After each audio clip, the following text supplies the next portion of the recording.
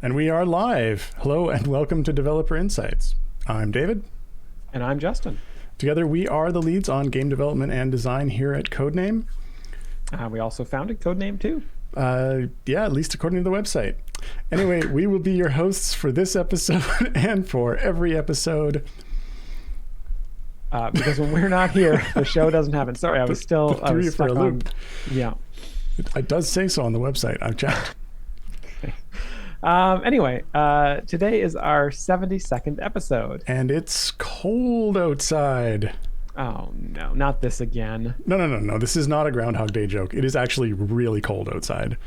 Oh, yes, that's true. Yeah. Yep. Yeah, well, it's official. 72 episodes is how long it took us to completely run out of content for these intros. I would have come up with something more clever, but it's just too cold to function.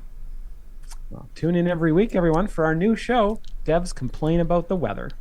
I'm just going to get ChatGTP to write these intros from now on. Uh-oh. Couldn't be any worse, right? Anyway, as always, we're here to answer development and design questions about idle champions. But if you don't ask any questions, you may have to suffer through Justin's one-man reenactment of, what is it today? His driving into work this morning. Really? Are we completely out of ideas? Vroom, vroom, honk, honk, vroom. Just don't drive angry. No. Is there any other way? All right. As always, we have pulled some questions from the previous show that we did not get to, and we will answer some of those while waiting for new questions to come in. But before we get to any of those, we're going to have our current episode of Dave Reads the Changelog. So let's start with that and then get to the questions. We do have some fixes and new features this week to talk about, although, as I've alluded to, some of them may be just what Peter told me came out of the changelog. Okay, so we have 12 items now in inventory. I think what it means there is that with the last week, we did roll out a feature where when you're opening potions from the potion manager, it will go up to 12 for small potions, but we didn't do it in the inventory. Don't ask me why that happened, but it is now also in the inventory.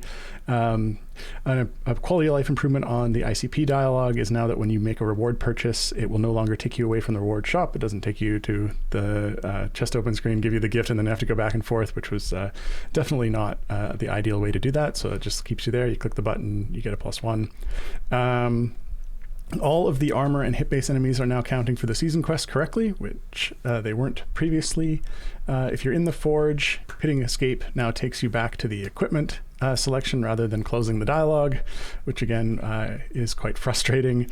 That whole dialogue is going to get some UI rework from me coming up, but a minor quality of life improvement for that right now.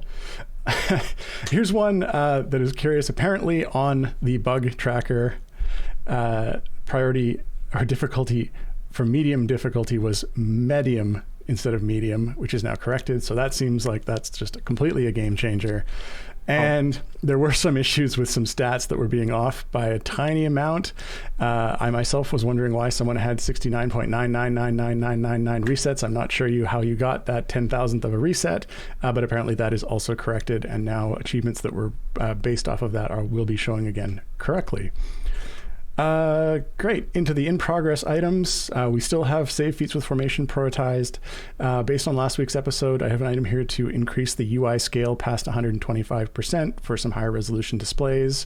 We will be adding an icon to portraits of champions that are blocked due to variant restrictions that have a feat available that could make them unblocked. Tooltip for gear with max level to indicate the progress towards max level. An option on mobile to quickly return to Area 1. Additional icons on the quest tracker for the different types of season quests. Recall for familiar. Indicator for unread changelog. The option to buy more than one patron chest at a time. Adjusting the sorting of the campaign list on the Modron automation. And adding padding to the Modron so that you can shift it over, bring up the filters, and still see the tiles that are underneath that section. And therein ends this episode of Dave Reads the Changelog and the wish list.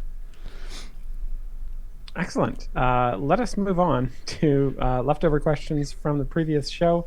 We got it pulled forward. Was this 5 questions from last week's episode? Apparently 3 of them by the same person. Whoops. So we will read these out and answer them, and then we'll get on to new questions from this week's episode.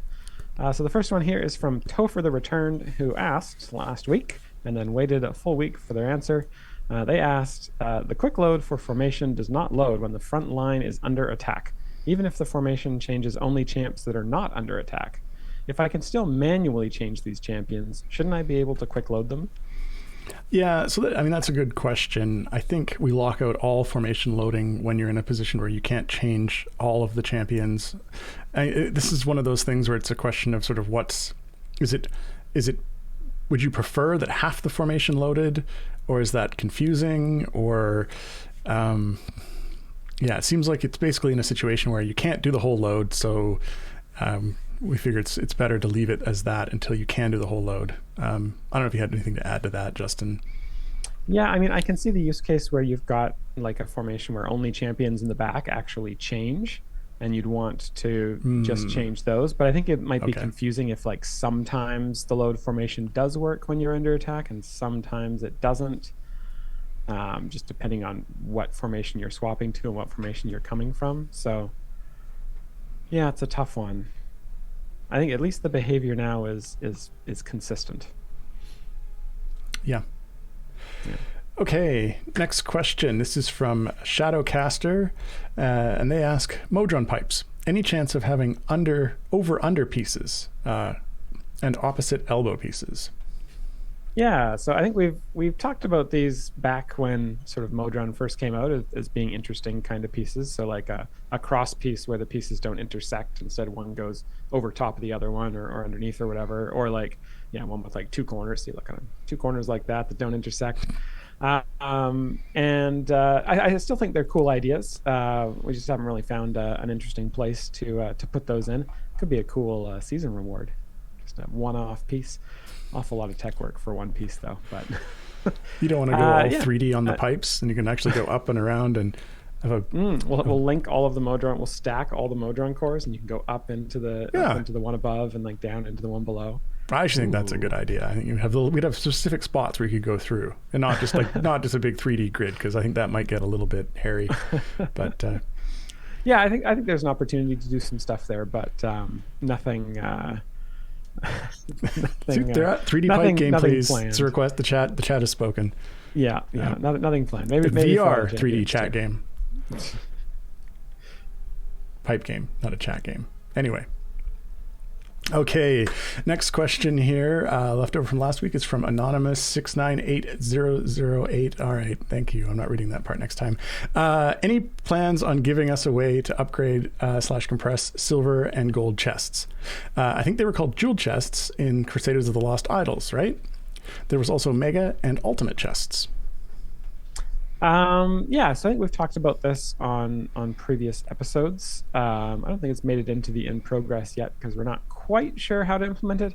But I think down the road we'll definitely be looking at potentially doing either doing these chests or doing a lot of optimization on our open chest call and then just letting you open a whole bunch more at once kind of thing. So one of those 2 options is probably going to happen at some point, probably sometime this year, but who knows? Not sooner the better, I think, on that one. But okay, next question, also from Anonymous. Any plans on having Electrum chests target missing commons, uncommons, and rares? Yes, we have talked about this as well. As something we would like to do, especially once we sort of start to look at redoing the collections dialogue, which I'm hoping will also happen sometime this year, but we'll see again.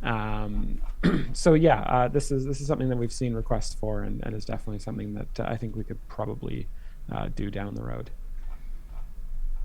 Oh, and the next one here is also from Anonymous, but it's blue instead of green, so I get to ask. I didn't actually check which ones we'd already pulled forward, so this is a coincidence we got them all from the same person. So Anonymous here asks, could you make official 16 by 9 resolutions, 640 by 360,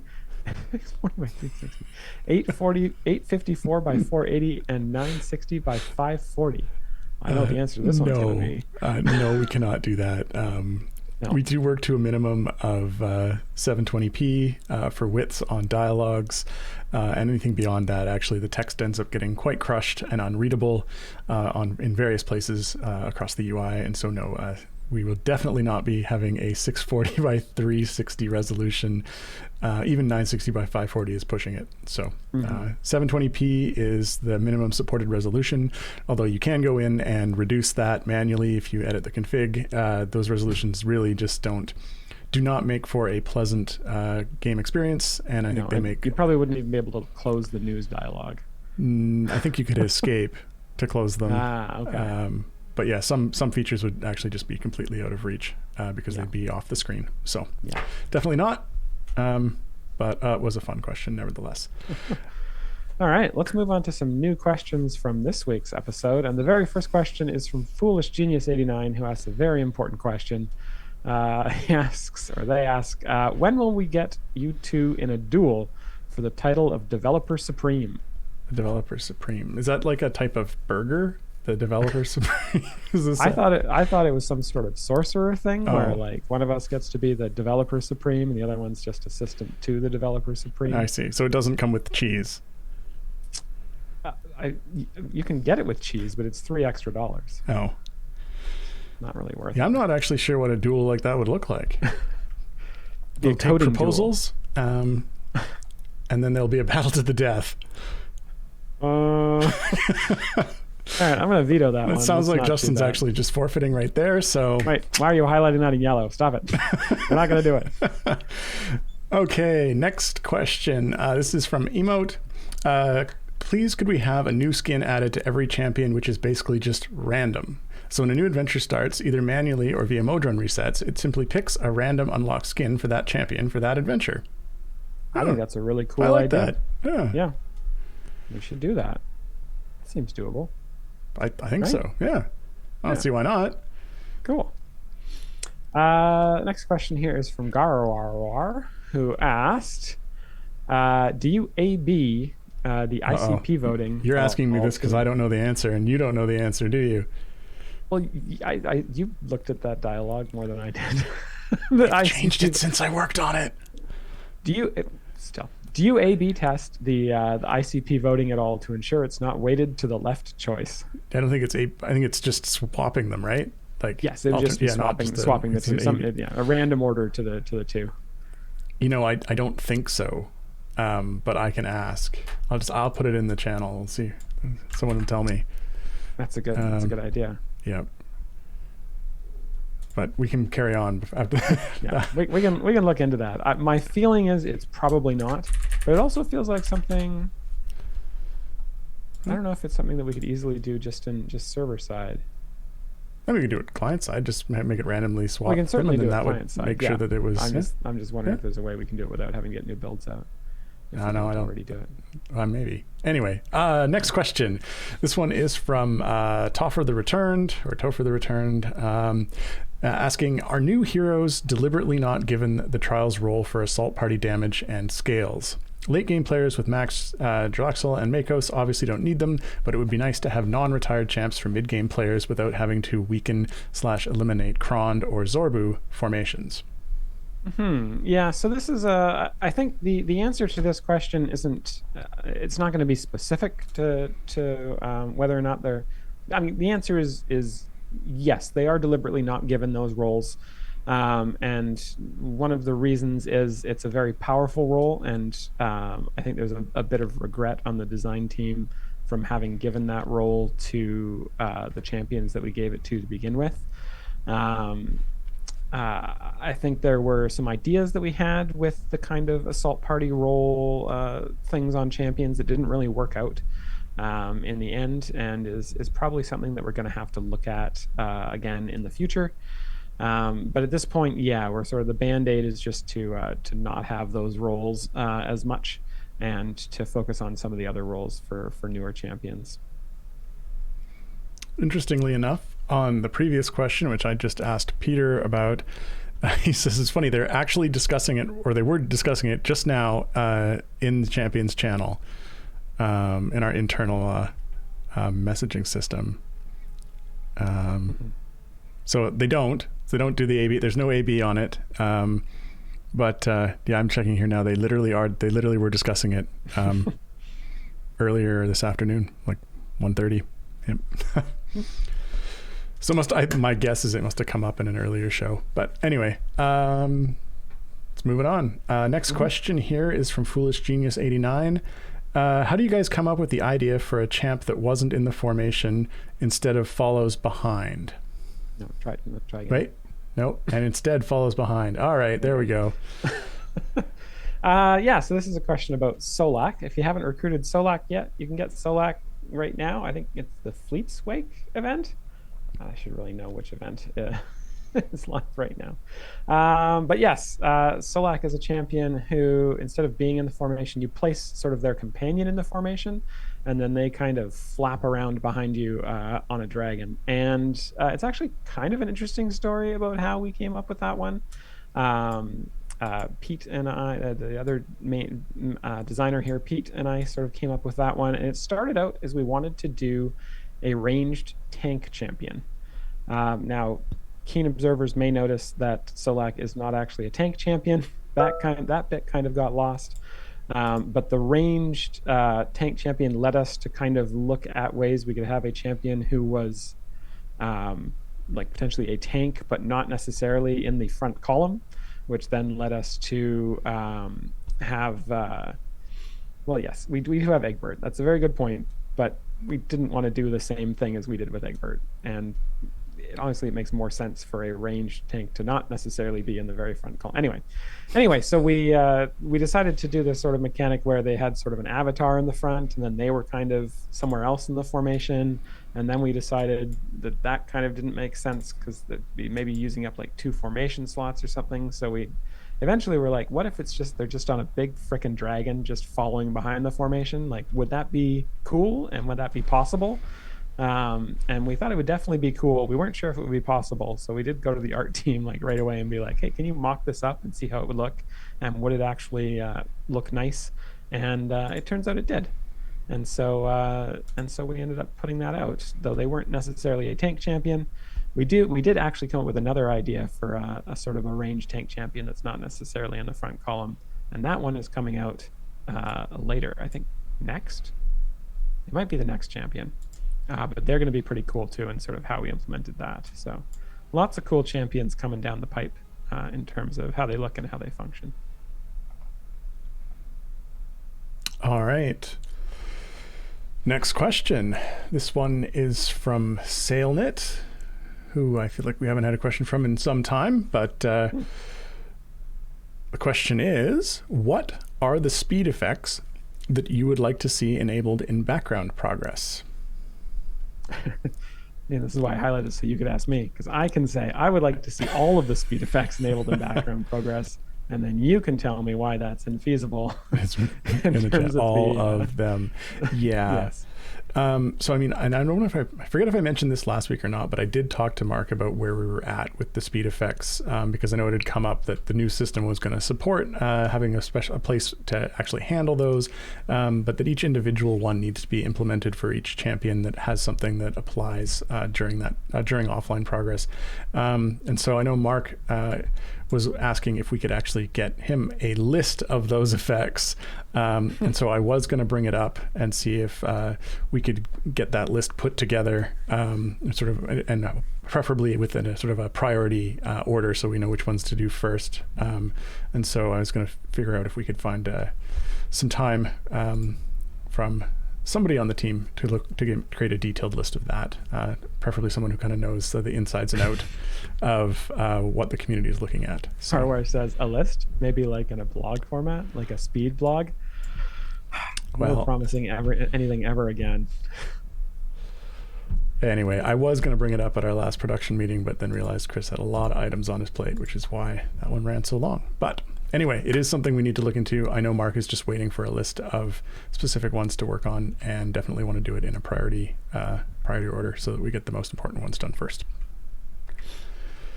Cool. Next question is also from Garwar, and they are asking, when distributing blacksmithing contracts onto champions, clicking done takes you back to your inventory. Can you make it so that it takes us back to the choose a champion screen instead, as long as we have contracts remaining? This would streamline this interaction so people can continue to level up champions until they're out of contracts. Yep, you bet. Consider it added to the list. Great. Next question. This is from Wandering Bereft. When a variant releases carefully crafted to test particular aspects of your formation, invariably the prevailing Discord opinion is, I had or got enough favor and I clicked through it, as it seems to completely nullify the effectiveness of so much of the content you design. Why has click damage never been capped? This is a good question. The sort of the last bit of it, why has click damage never been capped, kind of leads back to how click damage was initially intended to function, which was a thing that was super useful early on in the game and early on when you had very little favor, and then fell off. Now the problem with that is that the soft cap was designed, and the soft cap was designed to kind of cause your champions to kind of run out of power at a certain point, so that we could kind of control a bit for how powerful champions could get and how much favor you could really get. Really, it was supposed to control for favor. And the thing that was a problem with that was then you could get bonus favor in adventures using a couple of things, legitimate things such as converting event favor into permanent campaign favor, and less legitimate things such as exploiting a bug to get more favor than you really ought to have. And that meant that you could get favor that was kind of above where the soft cap intended you to get favor. And that meant you could get click damage higher than sort of what was equivalent with the soft cap champion power, which meant you could get click damage higher than your champions could do, which means you could get through content with click damage that you couldn't get through with your champions. Basically about 3 or 4 or 5 different things stacked up to make click damage more powerful than we had originally intended it to be. And rather than sort of just nerf that or cap that, we have really yet to take any action on that, because a lot of people are now using that to get through content that if we were to remove that, it could potentially it could throw some of the balance stuff out of whack. So the TLDR is unforeseen consequences, and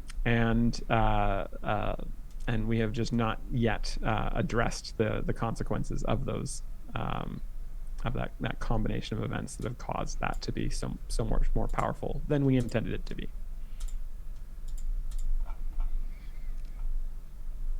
Okay. Looking back up here in the doc, where are we at? All right, next question is from OG17. I think you said people can't replay variants due to meta farming and design space. But could you allow replaying variants with 0 gem and favor reward? Some variants have respawning enemies, for example, ghouls, that help with achievements, quests, etc., so that people never complete those variants, which is too bad for players who didn't know better. Alternatively, similar enemies could be put into some baseline adventures.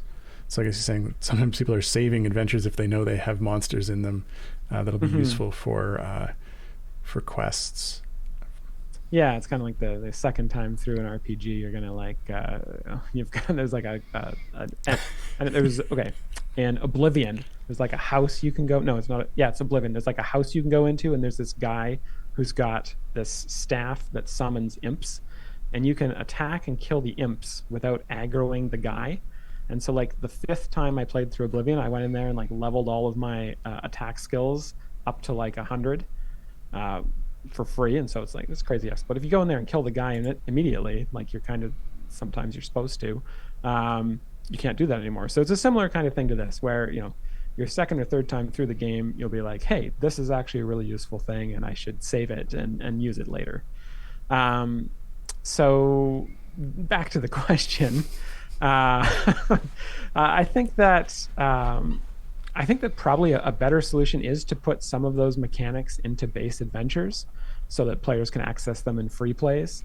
Because I do feel like some of the variants, like we want you to be able to like finish them and be done with them, and sort of having them sit there as like, hey, you can go do this again, It just doesn't feel very complete to me. Now, that's just my personal opinion, and there's probably people with other opinions, or people who think that's a dumb opinion.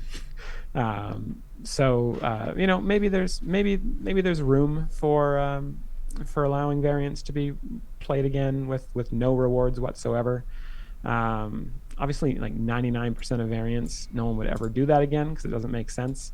So, I think a better solution is probably to put some of those mechanics into baseline adventures and to let people play with those in a sort of something that fits with the current way the game's set up.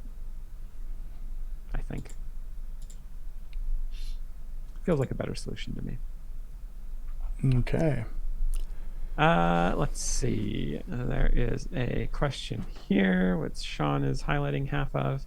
It's from Topher the Returned, and it asks, currently, when you select an area for Modron reset from the pre-filled list, it overrides the saved value in the custom box with the selected value. If you click the 50 button, it puts 50 into the custom box.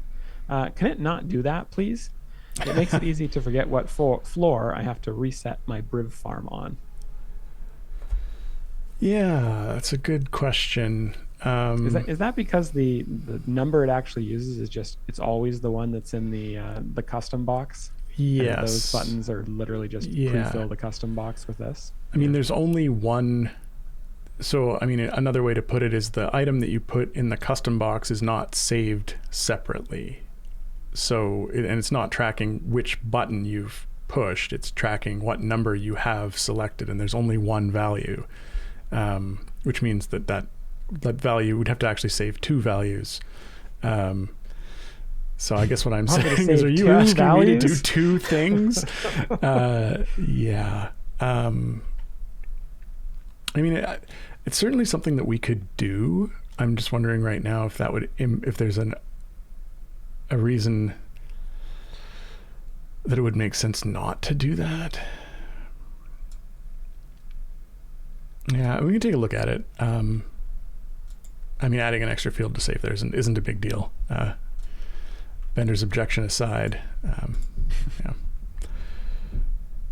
yeah, we'll take a look at that and see. It is just I'm not 100% sure that doesn't result in behavior that players wouldn't find confusing if they're used to it the other way, but we can think about that one. Okay. Cool. Next question here is from Randram. Perfectly timed. Perfectly timed. Randram's question is, for winners of the giveaways of 42 chests, do those, if gold, come with 5 shinies like the shop 42 chest packs do? So no, they do not. Only the aluminum channel. Yeah, it's 42 chests, but it's not a chest pack, and it doesn't come with guaranteed shinies, unfortunately. It's a mimic chest pack. It looks like a 42 chest pack that comes with 5 shinies, but it's not. They're not a pack, actually. It's just 42 chests. Someone took the wrapping off, and they took the guaranteed shinies out. That's exactly what happened. Yeah. Actually, Sean and Mars have actually already opened the chest pack and taken the shinies out for themselves, and then clumsily wrapped it back up to give to you. So yes. That's why. Don't look at me, man. Speaking of which, I think it's that time. It is. It's time for our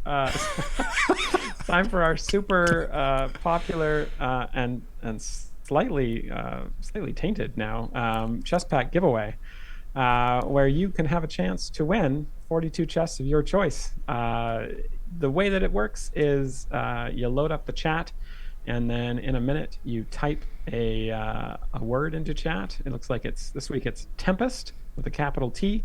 That will enter you into the draw, and in 2 minutes, Moobot will pick a winner, and that winner will get 42 chests of their choice. It can be any type of chest in the game except for Glory of Bahamut chests, and if we do mega chests, you won't be able to do those either. And it has to be a type of chest that exists in the game. You can't just make up a type of chest. Like, you can't just make up like an only legendary item chest. Or a just huge blacksmithing contracts chest. That it doesn't exist. You can't have it. No, not the clairvoyant admin chest. No, you think it doesn't exist yet. You get it. Aluminum tinfoil hat chest, please. Well, I might have added the hat part. Anyway, yeah, I think we should move on. Wait a minute. The next one highlighted here is one that we already asked. Oh, right, of course. This is, and not only that, it's by the same person. Yeah. This probably came in after we, or before we had the questions left over from last week. But there was another question. The question from Top for the Returned about quick load formations. We did address that at the beginning. So we'll move on to the next question here. This one is from Wandering Bereft. And the question is, you've spoken frequently about champion design. Could you please speak a little to variant design? How do you decide upon the limitations? What considerations is given to champion formation requirements and/or patron limitations? And where to pitch the difficulty? That's a great question. So, yeah, how do we design it? Well, I guess I don't do a lot of the variant design myself anymore. That is something that our lovely designer Pete does. However, I do go through and approve them all. So at least I got that going for me, at least. I mean, my main thing for looking at variants is to try and look for things that kind of push you to try a different formation or try a different way of approaching a problem. That's why my sort of favorite variants are ones that limit the champions you can use. So, ones that limit champion usage based off of tags or ability scores, or limit the number of a certain type of champion. I always enjoy those ones. You got this setup where he's like, the players have got this one really great champion they're all using right now. Yeah. Now, what if we didn't let them use that champion? To be fair, that is, I mean, that's a consideration that we sometimes do have on variants is, what champions can be used in here, what meta champions can be used in here, what meta champions can't be used in here. It's not something that we use to like yay or nay a variant, but it's something that we always try to keep in mind when we're looking at things. And then sort of one of the ways that we approach difficulty is we basically tried to classify the different limitations that we put on them and classify what things are harder and what things are easier. Kind of the more slots that we block, the harder that a variant gets. So we blocking slots has a very sort of high difficulty score. Having like extra enemies spawn generally isn't as big of a difficulty score, so we can put a whole bunch of enemies in there unless they're like armored. That really bumps up the difficulty score that we kind of use. So yeah, there's a lot of sort of different things that we use, but the main thing that I look for is this variant going to be novel? Does it require me or push me to use a formation that is not the formation that I used to clear the base adventure? And that's sort of the main thing that I look at, because I think if you can just, we had the question earlier about clearing variants with click damage, and yeah, that's an issue that sort of trivializes the variant content. But for people who aren't using click damage, I don't necessarily want them to be able to just load up the formation they used in the base adventure and get through the variant just as easily. So that's kind of what we look at.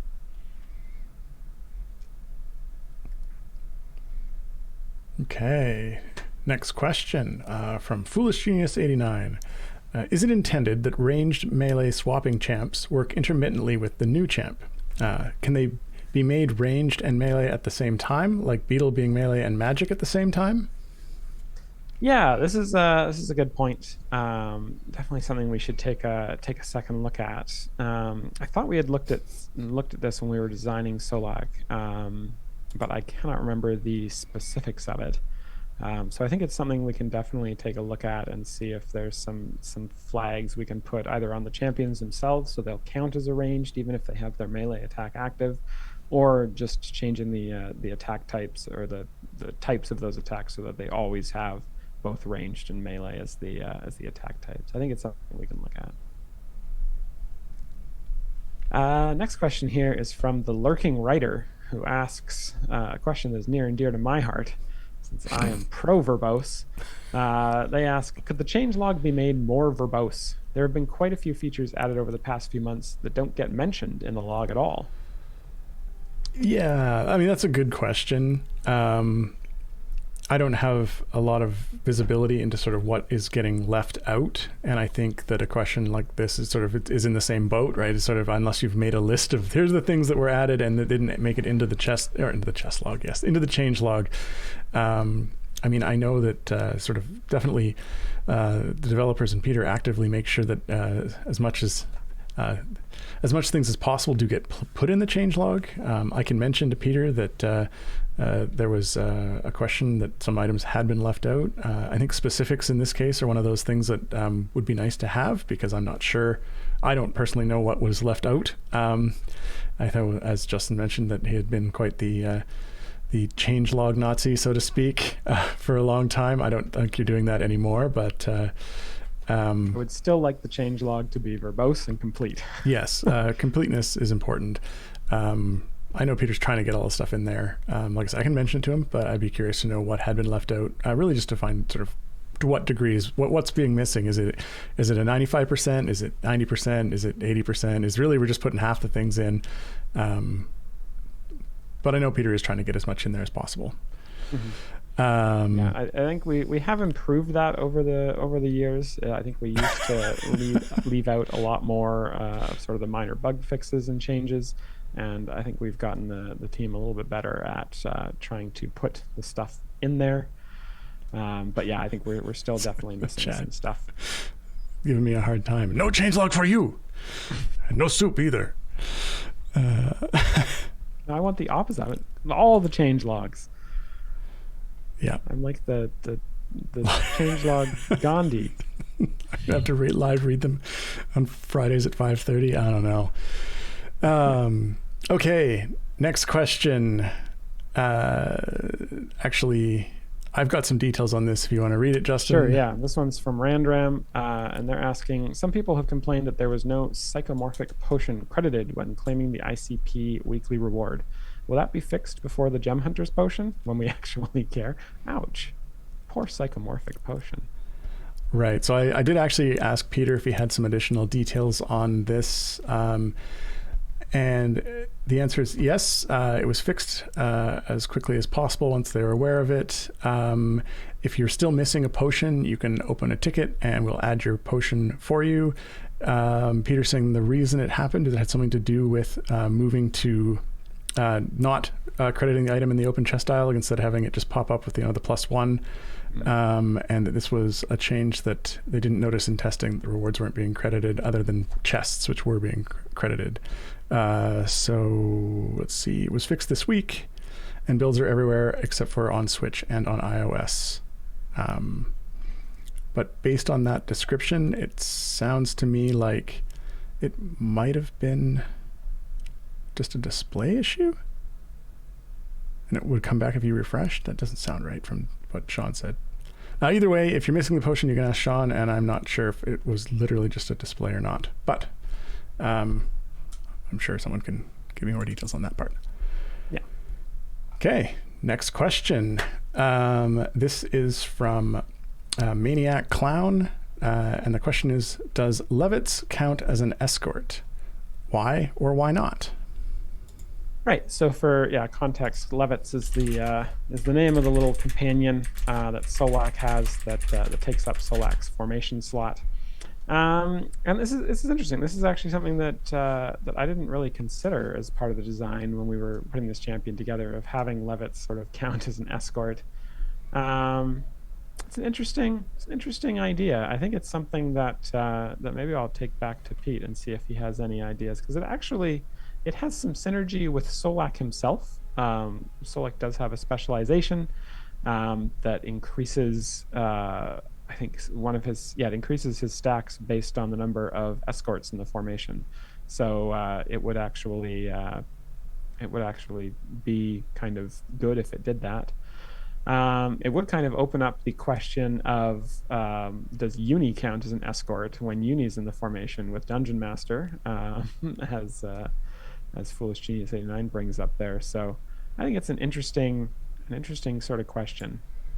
So it's something we can potentially think about. I would definitely think about Uni as well. I'm just going to make a note here for myself. Cool. let us move on to some more questions. All right, this next question is from Foolish Genius 89. Will any characters from the D&D movie be added to Idle Champions? So as far as I know, no. I think there's some rights things or something about it. I think some other company, like the produce, like Paramount or something, owns the rights to them instead of Wizards or Hasbro or whatever. I don't know the specifics of it. All I know is we are not at this time going to be putting any characters from the D&D movie into Idle Champions. Yeah, it did seem that the licensing on that was different. Not 100% sure on the details. Yeah, we asked somebody That's true. said no. That's true. So, yeah. Okay, next question. This one is from Anonymous. Please remove Daily Timegate Season Quest. I really didn't expect it to survive past Season 1. Yeah, so we were actually, Pete and I were looking at the Season 4 quest yesterday, and I've seen this comment in previous shows, so I brought this up. And it looks like the intention was actually that the Timegate season quest was only supposed to show up when a free Timegate was available, but that restriction didn't actually get coded in. So I'm going to look at that for season 3 and see if we can get that in.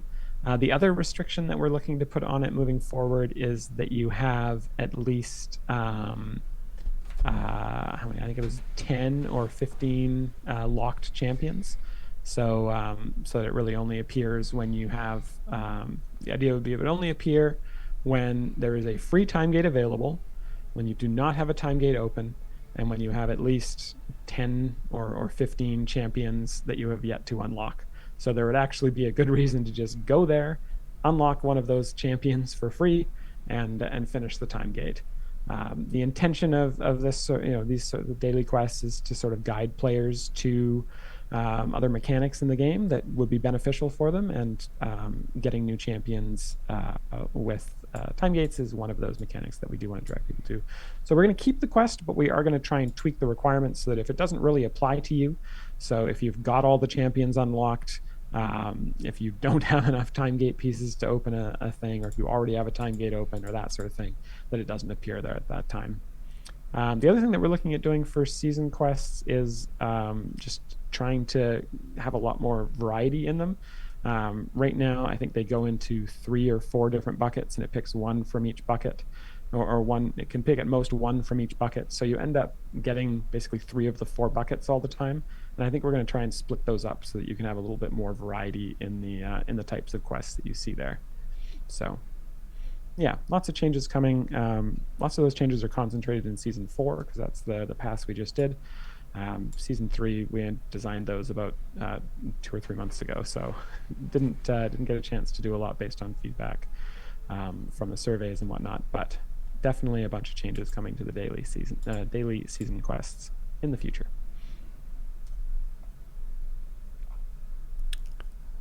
Okay. You're somewhere down in the 90s hiding. I'm just looking for questions. Next question, is from Engel Tiger, asking, is there a week 11 of season 2, or does the next text need to update for the final week to say until season ends? There is no week 11 in season 2, so it looks like there's probably just an oversight there where it should just say something else in the last week of the season. Something else, right? Okay. Next question then. Yeah. Excuse me. The next question is from Aspilla357, who asks, can we get a familiar that can block other familiars from clicking the ultimate slot for champions like Celise or Beetle and Grim to keep them from switching modes, or I assume nerds as well?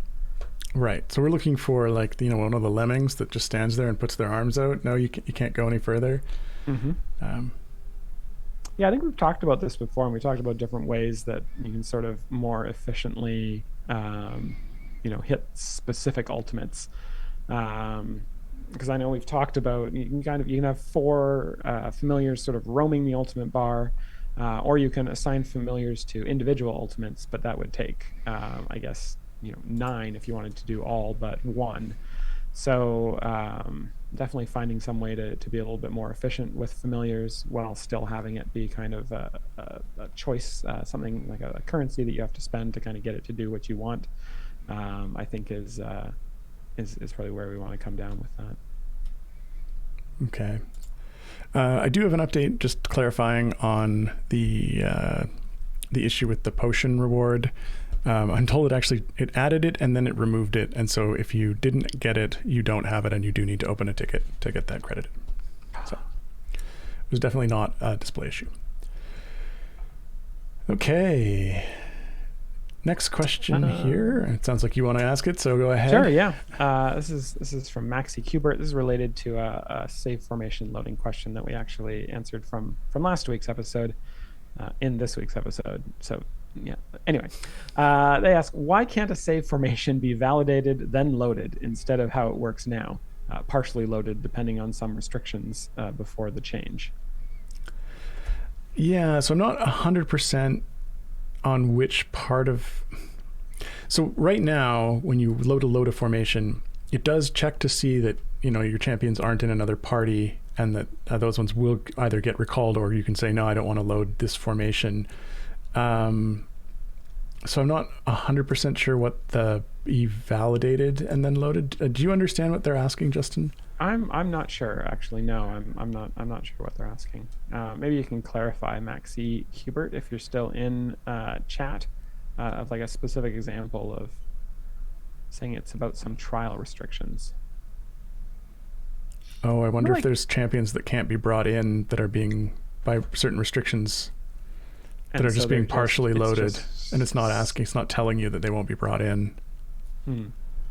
Oh, like no more than 2 evils or such things. So basically, you're looking for the save formation to be like, this is not a valid formation for this adventure. So, or at least to say some of these champions will not be loaded. Yeah. Oh yeah, I could see how that would work in specific circumstances there. Yeah. Okay. Maybe. Next question. I guess, yeah, before we move on, yeah, I'll tag that to consider.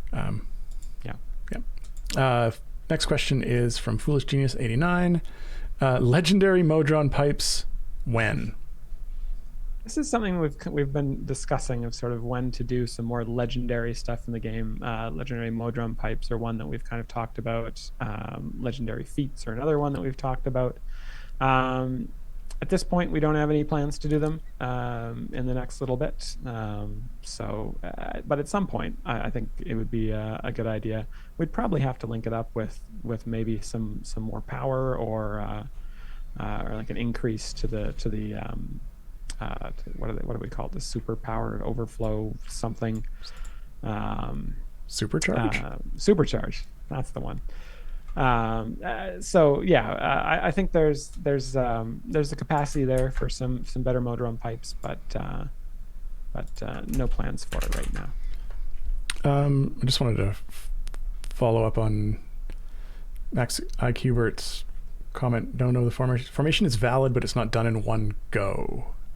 Yeah, again, I think I'd have to see an example, and then we could look at that.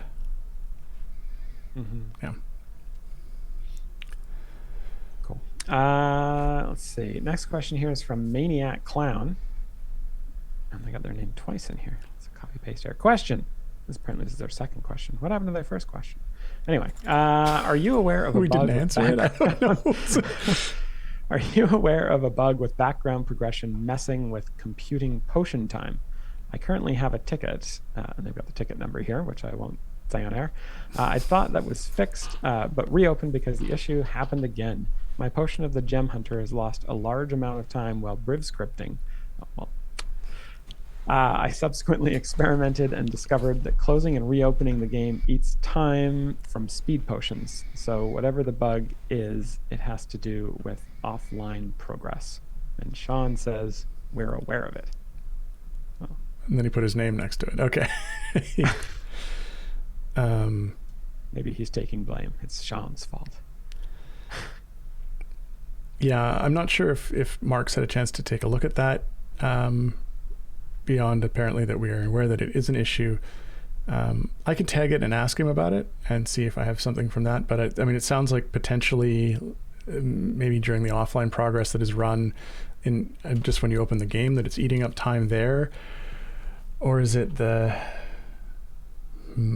Is this here's a question. Is this a recent issue? I know recently Mark had adjusted the offline progress to calculate 10 windows of 10 minutes instead of partial windows, to prevent sort of like cases where it was doing lots and lots of those unnecessarily. Sean said it's been around for a hot minute, however long that is. It's a very specific unit of time. Yes. Yeah. It's like a New York minute. Everything can change. Don't ask me how long that is. I just, Actually, the same as a minute anywhere else. It's just, New York likes to put okay. I only know it as a reference from Max Payne, which was a great game but made a terrible movie. Yeah, so I'll run that by Mark and just make sure that what he changed there isn't the source of that. Next question. This one is from Possibly Cabbage, or Possible Cabbage. How do you decide when a champion gets a +1 stat feat? There are a few missing ones that I feel would help plus int for Ishii, for Strahd access, plus Dex for Baloth to make him agile enough for Shandy, plus Charisma for Zorbu to make him work with Hitch, which is good if you're making range parties for Solak, and then it stops. So those are some examples, and the question then is, how do you decide when a champion gets a +1 feat? Thank you for announcing that the end of the question had occurred. It's important. I'm just gonna. I was trailing off. Where are we going here? You're like, why are there not 3 things? Wait, there were 3 things in that list. It's a perfectly formed list. Anyway, so the answer to this there was a 4th half item. Yeah. The answer to this is it's actually quite complex to sort of catch all of the possible good stat feats for champions. The ones that we focus on as design are the ones that enable access for patrons.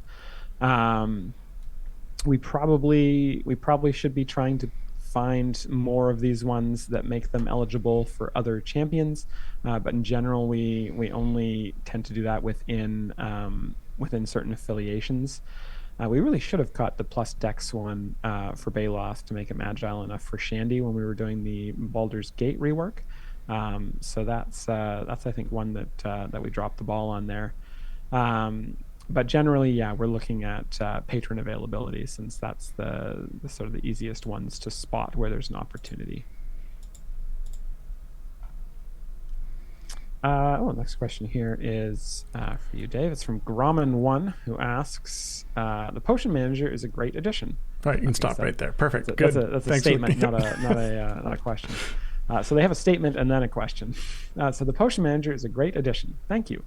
Can we have the icon updated to show the potion that will expire next?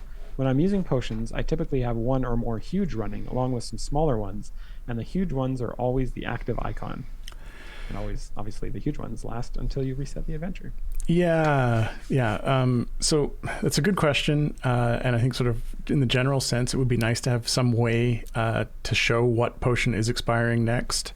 I know the rationale behind putting the large potion there, or the largest potion that you had active there, was to kind of to show the largest effect that you had active.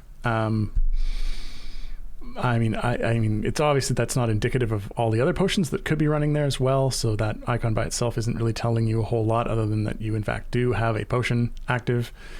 I think some thought will have to be done on that, and maybe it should have a tooltip or something that appears, or a little indicator, when a potion runs out or something like that. Having the icon change or to show the next one's going to run out, of course, if you miss it, it would immediately change to something else. So it does make me think that like a little indication there when it happens could be valuable, just to remind you, hey, you can take a look at this. I think it needs a little bit of thought just to kind of cover the bases there. Did you have any ideas around that, Justin?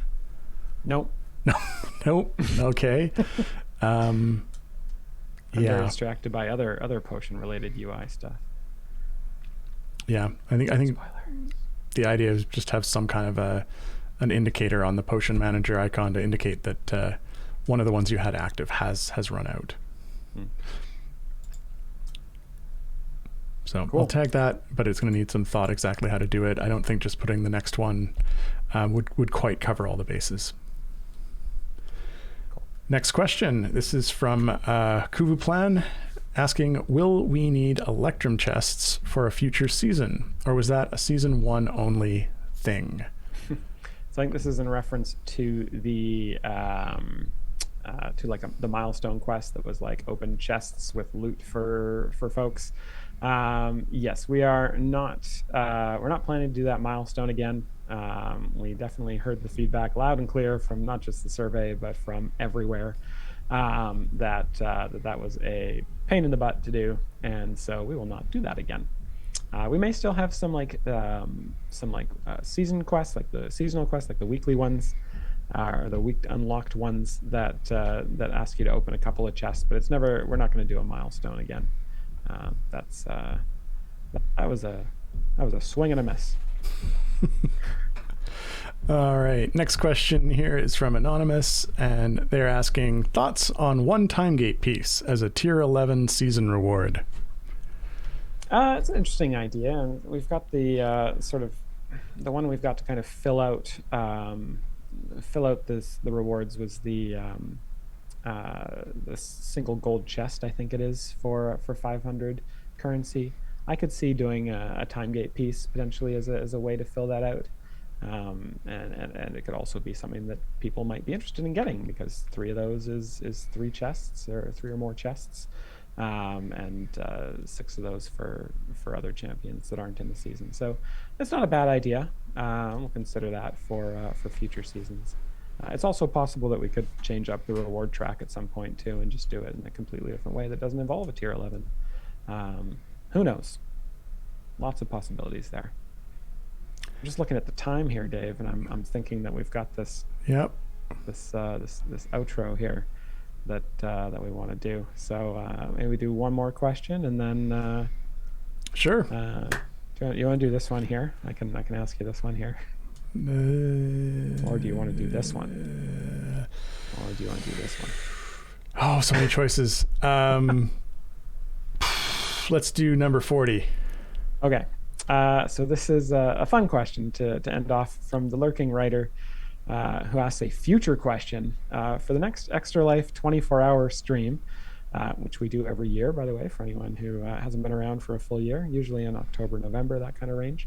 For the next Extra Life 24-hour stream, could Codename Entertainment play Codenames? That is a great question. I don't know as a stream per se. Let's see if someone wanted to do that. We do play Codenames. That is a great game. Always a ton of fun. We've played that during Extra Life. I think we have. Stream. Yeah, I think someone will probably play it during Extra Life. I don't know that we could get someone to play it on stream, or how interesting a stream of that play would be. But that is a great game. Funny story about Codenames. One time we got an email from someone who was angry that their version of Codenames didn't like it was missing cards or something, yes. or it didn't ship or something, and we had to sadly inform them that we were Codename Entertainment. We don't actually make the game Codenames. Yeah. We just have Codename in the name of our company. Yeah. So. All right. At any rate, This is definitely more than all the time we have for questions. Yes, if we didn't get to your question this week, don't worry. You will have another opportunity. We'll be live again at the same time next week. Before we sign off, though, we'd like to thank our tireless mods.